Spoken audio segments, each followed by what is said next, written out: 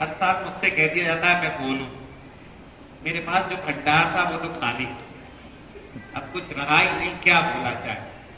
और ये लोग इतना शानदार काम करते हैं जिसपे बोल करके उसकी जो स्तर है उसको कम हो जाएगा, और उस स्तर को कम करने की धृष्टता देना उनके उस कार्य की अवमानना होगी, और वो अवमानना कैसे भी नहीं होनी चाहिए। देखिए, जो लोग शास्त्र की आराधना करते हैं उन लोगों के उस आराधना के प्रति कृतज्ञता का भाव लाना भी हमारे लिए पुण्य का कारण होता है। देखिए, जिस उम्र में लोग खेलना जानते हैं, जिस उम्र में लोग कूदना जानते हैं, उस उम्र में अपने घरों से बच्चों को लोग सांगानेर भेज देते हैं, या भैया जी ने बताया कि आहार जी में एक गुरुकुल चालू हुआ है जहां कक्षा 6 तक के बच्चों को, 8 तक के बच्चों को, 10 तक के बच्चों को पढ़ाया जाता है। तो कैसे लोग अपने बच्चों को भेज देते हैं। मुझे एक आध बार, 2-4 बार मौके आए कि अपने घर के बच्चों को कहीं छोड़ के आना पड़ा, बड़ा तकलीफ होती। उस तकलीफ को उनके माता पिता उठाते हैं और वो बच्चे उसको साकार करके दिखा देते हैं कि जिन बच्चों से कह दिया जाए, आज ये पंडित जी भैया आए हुए हैं, इस उम्र के बच्चे से अगर कह दिया जाए कि माइक लो, 4 शब्द बोल दो, तो जीभ अलग लड़खड़ाएगी, टांगे अलग हिलेगी, हाथ अलग हिलेंगे, और वो कहेंगे भैया बोलना तो बहुत मुश्किल है, ये काम तो आपने ऐसा सौंप दिया जो हो ही नहीं सकता। और वे उसी विषय पर बात करते हैं जिस विषय पर उनको बोलना है, और जिस विषय पर बोलना है उसी विषय पर बात करने के लिए जब आपको ढेर पढ़ना पड़ता है तब आप एक बूंद के बराबर कह पाते, और वो भी तब कह पाते हैं जब आपने उसमें विचार किया होता है। खाली ऐसा नहीं कि अपन टेप रिकॉर्डर में कैसेट लगाई, चालू किया, सुना, खेल खत्म, ऐसा नहीं है। उसको बोलने के लिए अपनी बुद्धि को भी लगाना पड़ता है, मन को भी लगाना पड़ता है, प्राण को भी लगाना पड़ता है, तब वो बात बाहर निकल करके आती है। और वो जब निकल करके आती है तो लोगों के चेहरे पर प्रसन्नता के भाव आ जाते हैं। उन भाव को लाने के लिए भैया को बहुत बहुत धन्यवाद है, एक बार उनके लिए ताली जरूर बजाइए कि इनके उस भाव के लिए हम बहुत बहुत धन्यवाद करते हैं। देखिए, एक संस्कृत की सूक्ति है, गुणज्ञता जगत पूज्या गुणी सर्वत्र मन्यते। वो इसीलिए है कि गुणी लोगों की जगत में पूजा होती है और गुणी लोगों की इस जगत में मान्यता होती है।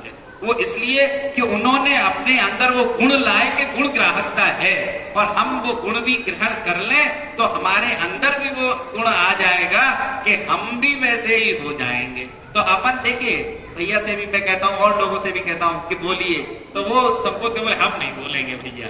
तो क्यों नहीं बोलेंगे? अरे कोशिश कीजिए, एक बार नहीं, दूसरी बार नहीं, तीसरी बार नहीं, निकलेगा, क्यों नहीं निकलेगा।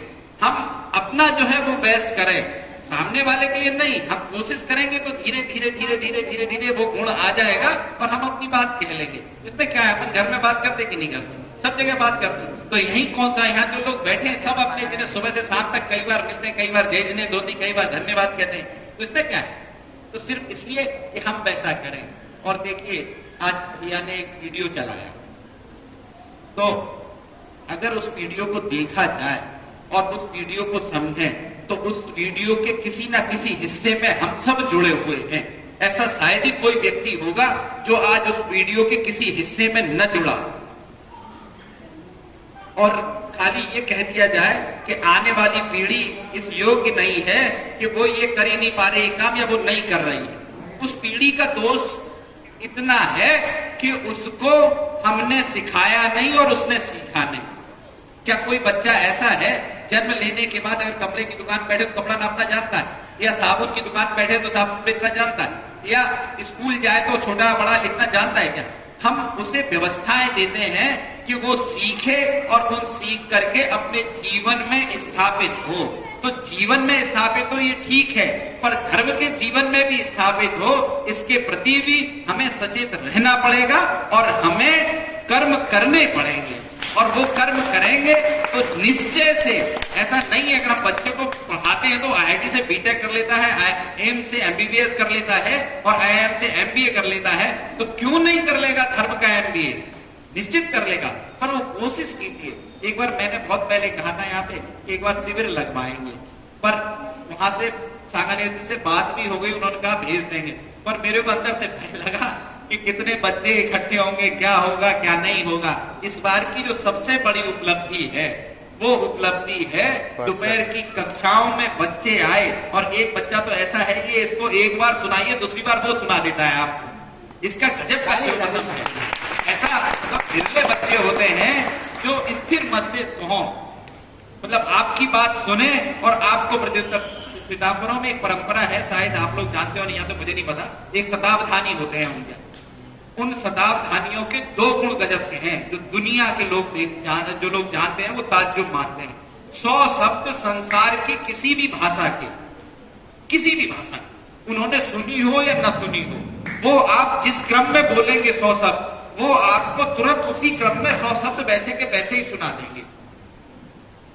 उनके पास अंदर कोई कैसेट नहीं लगी है, उन्होंने वो साधना की है, अपने को विकसित किया है, अपने को डेवलप किया है, और ऐसा डेवलप कर लिया कि आपने बोला और उन्होंने कैच किया और उन्होंने बोल दिया तुरंत। और वो लोग मैथमेटिक्स में इतने गजब के होते हैं कि आप कोई सवाल दीजिए फट से कर देते हैं हल। एक बहुत पुरानी जमाने की घटना है, मैंने पिताजी से कई बार सुनी थी। कोई जापान के एक साइंटिस्ट आए, उन्होंने कंप्यूटर पे कुछ बनाया था छोटा मोटा से, उस समय प्रारंभिक स्थिति रही होगी, पंडित जवाहरलाल नेहरू जी भारत के प्रधानमंत्री थे, तो उन्होंने सुन रखा था जापानी महोदय ने, वो भारत आए और उन्होंने पंडित जी से ये कहा कि भाई मुझे किसी शताब्धानी से मिलवाइए। उस समय चांस की बात थी, दिल्ली में कोई श्वेतांबर साधु रुके हुए थे, उनसे उनकी मुलाकात कराई गई। तो अखबार में उस समय फोटो भी छपा था, तो पिताजी ने बताया कि वो थोड़ी सी उनकी ऊंची कुर्सी थी, उसमें वो बैठे थे, नीचे पंडित जी बैठे थे और लोग भी बैठे थे। तो उन्होंने अपना कोई मैथमेटिक्स का उनको सवाल दिया, और उस मैथमेटिक्स के सवाल में उन्होंने कहा कि आप अपने कंप्यूटर से हल कीजिए, मैं बताता हूं। उन्होंने एक बार उत्तर दिया, उन्होंने अपने उस संगणक से जो हल किया उसमें कुछ गड़बड़ी आई।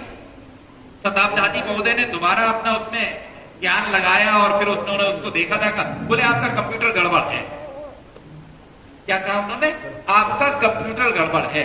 और उसके बाद जब वो चले गए, उन्होंने वहां अपने संगणक के उस जो सिस्टम उसमें होता है, जो लोग उस दुनिया से जुड़े हुए तो उसको सॉफ्टवेयर कहते हैं, तो सॉफ्टवेयर की जब उन्होंने पड़ताल की तो उसमें वो गलती पाई गई कि वो जो महाराज जी कह रहे थे वह सत्य था, और उनका जो कंप्यूटर जो गणित बता रहा था, जो उत्तर दे रहा था, उसमें थोड़ी सी चूक हो रही। तो जो मनुष्य की क्षमता है वो उसने कैसी डेवलप की। और देखिए, हम सब लोगों की उम्र धीरे धीरे बढ़ रही है और हम सब लोग बुढ़ापे की ओर बढ़ रहे हैं, पर हमारे जो आयोजन करने वाले लोग हैं, इनसे बुढ़ापा नहीं आया इनपे तो रोजाना एक नई स्फूर्ति पैदा होती है। मैंने संयम भैया से कहा, इस बार अभ्युदय नहीं है निगम में, तो मैंने संयम भैया से कहा कि संयम भैया पंडित जी को आप ले आया करिए। तो इतना पंक्चुअल था बंदा वो कि अपनी घड़ी की सुई आप मिला लेंगे कि कितने बजे वो पहुंच गया और पंडित जी को लेके यहाँ आ गया। तो सिर्फ ये किस लिए है? बंदिश से नहीं है, ये स्वयं का जो समर्पण का भाव है, उस समर्पण के भाव के लिए कारण ये चीजें सब सहजता से पूरी हो जाती हैं। सहदेव भैया तो वो रतन है जो छुपा हुआ था, वो निकल आया और आज वो ऐसे चटपट में काम कर देता है।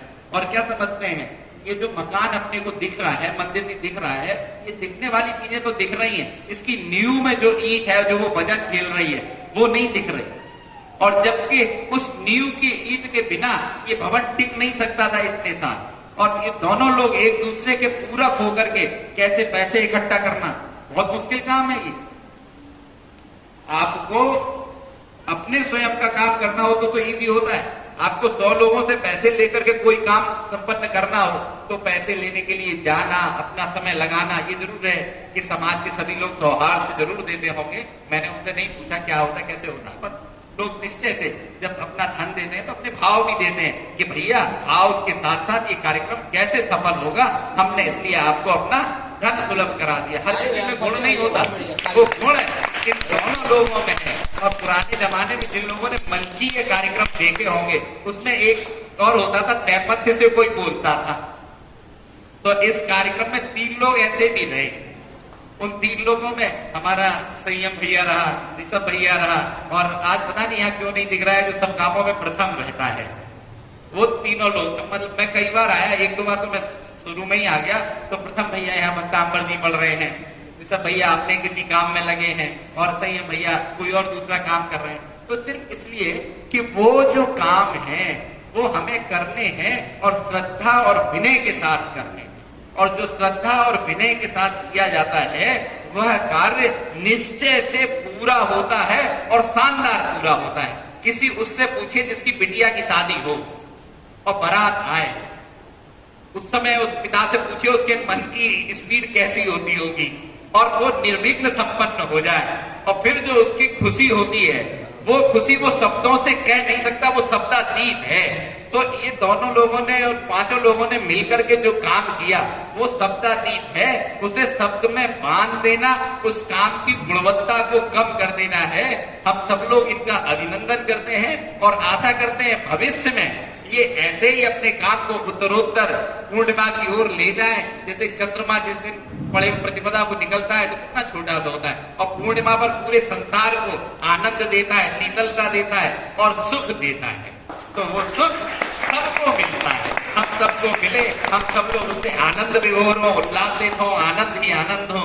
किसी के साथ अपनी वाणी बहुत समय ले लिया मैंने और कुछ 5 मिनट और लूंगा।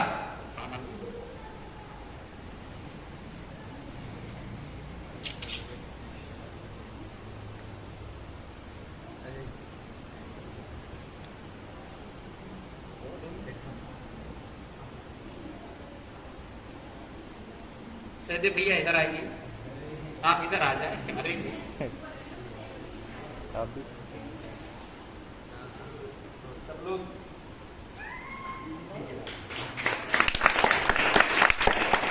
भैया इधर आइए, हैं आजा।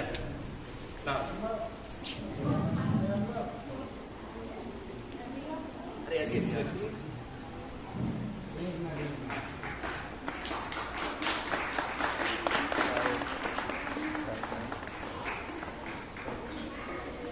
भैया जी तो सीता बाग सीजन तो सॉलिड में इसमें नहीं है सर, इसमें पाव है वो।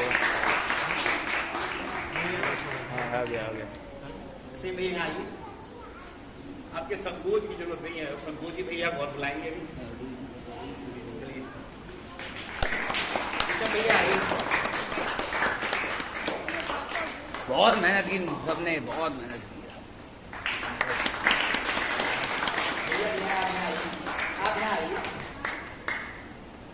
प्रथम नहीं प्रथम बोलिए। धन्यवाद।